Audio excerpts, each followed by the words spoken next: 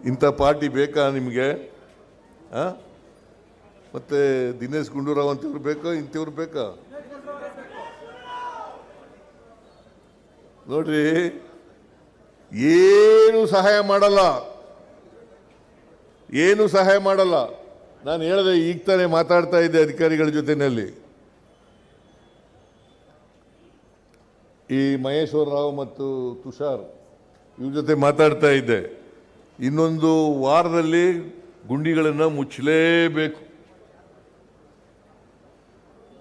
ವಾರದಲ್ಲಿ ಮುಚ್ಚಲೇಬೇಕು. ಈ ಮಳೆ ಬೇರೆ ಬಂದ್ಬಿಡ್ತದೆ, ನಿಗದಿತ ಟೈಮ್ನಲ್ಲಿ ಮುಚ್ಚಕ್ಕಾಗಲ್ಲ. ಇದು ಬಂದಿರೋದು ಸಾಪತ್ರ. ಈ ಸಾರಿ ಮಳೆ ಜಾಸ್ತಿ ಬಂದ್ಬಿಡ್ತು, ಮಳೆಗಾಲದಲ್ಲಿ ಮುಚ್ಚಕ್ಕಾಗಲ್ಲ. ಬಟ್ ಎನಿವೇ, ಈಗ ವೈಟ್ ಟ್ಯಾಪಿಂಗ್ ಯಾಕೆ ಮಾಡ್ತಾ ಇದ್ದೀವಿ ಅಂತಂದರೆ, ವೈಟ್ ಟ್ಯಾಪಿಂಗ್ ಮಾಡೋದ್ರಿಂದ ಗುಂಡಿ ಮುಚ್ಚೋದು ಕಡಿಮೆ ಆಗುತ್ತೆ, ಗುಂಡಿ ಬೀಳೋದು ಕಡಿಮೆ ಆಗುತ್ತೆ.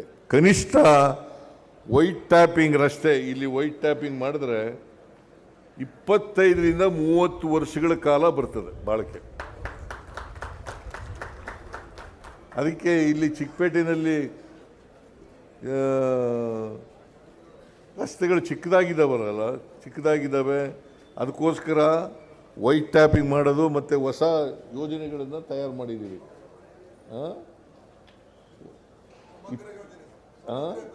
ಸಮಗ್ರ ಅಭಿವೃದ್ಧಿ ಮಾಡ್ತಕ್ಕಂಥ ಯೋಜನೆಗಳನ್ನು ತಯಾರು ಮಾಡಿದ್ದಾರೆ. ಅದಕ್ಕೆ ಈಗ 58 ಕೋಟಿ ಇದು ಪ್ರಾರಂಭ. ಚಿಕ್ಕಪೇಟೆ ಎಲ್ಲ ಅಭಿವೃದ್ಧಿ ಆಗುತ್ತದೆ. ನಾನು ಈ ಸಾರಿ ಎಲ್ಲ MLAಗಳಿಗೆ ದುಡ್ಡು ಕೊಟ್ಟಿದ್ದೀನಿ. ಅದಕ್ಕೋಸ್ಕರ ಬಜೆಟ್ನಲ್ಲಿ 8,000 ಕೋಟಿ ರೂಪಾಯಿಗಳನ್ನು ಇಟ್ಕೊಂಡಿದ್ದೆ. ಬಜೆಟ್ನಲ್ಲಿ 8,000 ಕೋಟಿ, ಗೊತ್ತಾಯ್ತಾ? 8,000 ಕೋಟಿ. ಅದರಲ್ಲಿ ನಿಮಗೂ ಕೊಡ್ತಾ ಇದ್ದೀನಿ. ಬರೀ ರೂರಲ್ MLAಗಳಲ್ಲ, ನಗರದ MLAಗಳಿಗೂ ಕೂಡ ಕೊಡ್ತೀನಿ, ವಿರೋಧ ಪಕ್ಷದವ್ರಿಗೂ ಕೂಡ ಕೊಡ್ತೀನಿ. ಯಾಕಂದರೆ ಬೆಂಗಳೂರು ನಗರ ಸಮಗ್ರವಾಗಿ ಅಭಿವೃದ್ಧಿ ಆಗಬೇಕಲ್ಲ. ಬರೀ ನಮ್ಮ MLAಗಳಿರೋ ಕಡೆ ಮಾತ್ರ ಅಭಿವೃದ್ಧಿ ಆಗಿಬಿಟ್ಟು BJP MLAಗಳಿರೋ ಕಡೆ ಅಭಿವೃದ್ಧಿ ಆಗದೆ ಹೋದರೆ ಸಮಗ್ರ ಅಭಿವೃದ್ಧಿ ಆಗ್ತದ? ಅದಕ್ಕೋಸ್ಕರ BJP MLAಗಳಿಗೂ ಹಣ ಕೊಡ್ತೀನಿ, ಗುಂಡಿಗಳನ್ನೂ ಮುಚ್ತೀವಿ, ವೈಟ್ ಟ್ಯಾಪಿಂಗ್ ರಸ್ತೆನೂ ಕೂಡ ಮಾಡ್ತೀವಿ. ನಾನು ಅದಕ್ಕೆ ಹೇಳಿದೆ ಮಹೇಶ್ವರ ರಾವ್ಗೆ, ಒಂದು ಲೇಯರ್ ನೋಡಪ್ಪ, ಒಂದು ಲೇಯರ್ ತಾರ ಹಾಕ್ಬಿಡಿ ನೋಡೋಣ.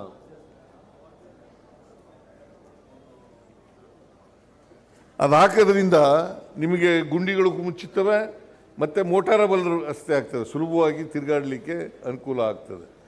ಅದಕ್ಕೋಸ್ಕರ ಇಂಥ ಈ ನರೇಂದ್ರ ಮೋದಿ ಇದ್ದಾರಲ್ಲ, ಅವರು ಎಷ್ಟು ಒಳ್ಳೆಯವರಾಗಿ ಕಾಣುತ್ತಾರೋ ಅಷ್ಟೇ ಅವರಲ್ಲಿ ಕರ್ನಾಟಕದ ಬಗ್ಗೆ ದ್ವೇಷ ಇದೆ. ಕರ್ನಾಟಕದ ಬಗ್ಗೆ ದ್ವೇಷ ಇದೆ. ನಮಗೆ 15ನೇ ಹಣಕಾಸಿನ ಆಯೋಗದ ಪ್ರಕಾರ 11,495 ಕೋಟಿ ರೂಪಾಯಿ ಬರಬೇಕಾಗಿತ್ತು, 1 ರೂಪಾಯಿನೂ ಕೊಡಲಿಲ್ಲ. ಅವರೇ ಹೇಳಿದ್ದು,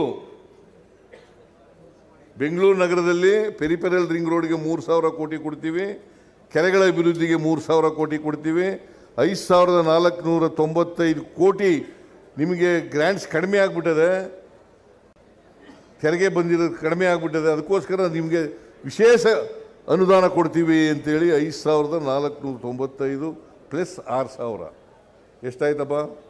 11,495 ಕೋಟಿ. 1 ರೂಪಾಯಿನೂ ಕೊಡಲಿಲ್ಲ, 1 ರೂಪಾಯಿನೂ ಕೊಡಲಿಲ್ಲ.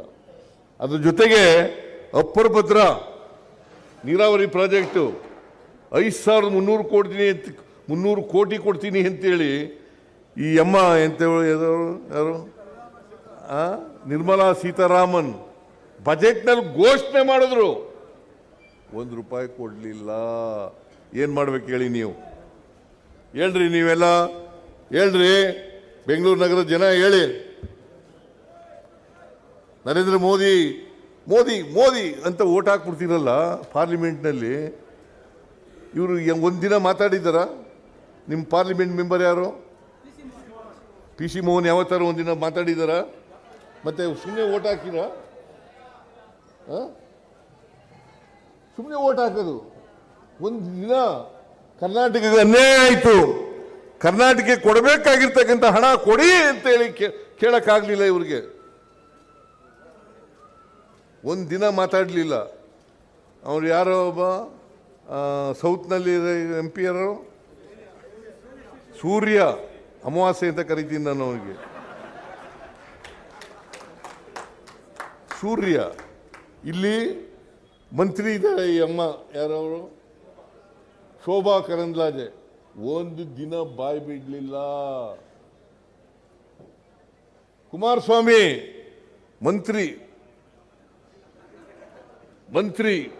ಒಂದು ದಿನ ಬಾಯಿ ಬಿಡಲಿಲ್ಲ. ಕರ್ನಾಟಕಕ್ಕೆ ಕೊಡಬೇಕಾಗಿರೋ ದುಡ್ಡು ಕೊಡ್ರಿ ಅಂತ ಹೇಳಿಲ್ಲ. ಇವ್ರಿಗೆ ಏನು ಮಾಡ್ಬೇಕು ಹೇಳಿ? ಮತ್ತೆ ನಮ್ಮಿಂದ ನಿಮ್ಮ ಓಟ್ ತಗೊಂಡು ಹೋಗಿ ಗೆದ್ದೋದ್ರಲ್ಲ, ಇವರು ಒಂದಿನ ನೀವು ಮಾತಾಡಿದೆವು, ನಿಮಗೆ ಕೋಪ ಬರ್ತದೋ ಇಲ್ವೋ? ಮತ್ತೆ ಕೋಪ ಬಂದಾಗ ಏನು ಮಾಡಬೇಕು? ಅವರು ಸೋಲ್ಸ್ತಕ್ಕಂಥ ಕೆಲಸ ಮಾಡ್ರಪ್ಪ, ನಿಮ್ಮ ದಮಯ ಅಂತೀನಿ. ಸೋಲ್ಸೋ ಕೆಲಸ ಮಾಡಿ. ಕರ್ನಾಟಕ ಅನ್ಯಾಯ ಮಾಡ್ತಾ ಇದ್ದಾರೆ, ಕರ್ನಾಟಕಕ್ಕೆ ದ್ರೋಹ ಮಾಡ್ತಾ ಇದ್ದಾರೆ. ಇದನ್ನು ಅರ್ಥ ಮಾಡ್ಕೋಬೇಕಾಗ್ತದೆ. ಅದರಿಂದ ದಿನೇಶ್ ಗುಂಡೂರಾವ್ ಅವರು ನಿಮ್ಮ ರಸ್ತೆಗಳನ್ನೆಲ್ಲ ಅಭಿವೃದ್ಧಿ ಮಾಡಬೇಕು, ಸಮಗ್ರ ಅಭಿವೃದ್ಧಿ ಮಾಡಬೇಕು ಅಂತೇಳಿ ಯೋಜನೆ ಇಟ್ಕೊಂಡಿದ್ದಾರೆ, ಯೋಜನೆ ರೂಪಿಸಿದ್ದಾರೆ. ಇವತ್ತು ನಾವು 58 ಕೋಟಿಗೆ ಶಂಕುಸ್ಥಾಪನೆ ಮಾಡಿದ್ದೀವಿ. ಈ ಕೆಲಸ ಕೂಡಲೇ ಪ್ರಾರಂಭ ಆಗ್ತದೆ. ಆದರೆ ಕ್ವಾಲಿಟಿನಲ್ಲಿ ಯಾವುದೇ ರಾಜಿ ಆಗಬಾರ್ದು. ವೈಟ್ ಟ್ಯಾಪಿಂಗ್ ಮಾಡಿದ್ರೆ 30 ವರ್ಷ ಇರಬೇಕು, 30 ವರ್ಷ.